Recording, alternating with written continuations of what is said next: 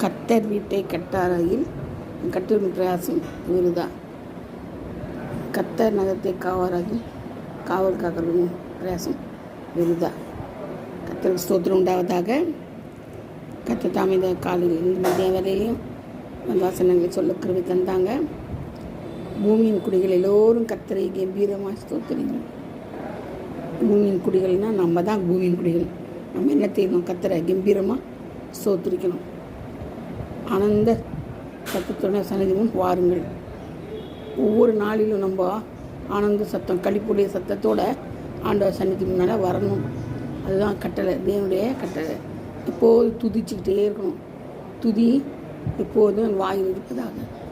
நம்ம வாயில் எப்போதும் நம்ம துதியும் ஸ்தோத்திரமும் இருக்கணும். அதுதான் ஆண்டவருக்கு ரொம்ப பிரியம். அதன்படி நம்ம செய்ய கர்த்தர் தான் நமக்கு கிருபை தருவாராக. ஆமென். அல்லேலூயா.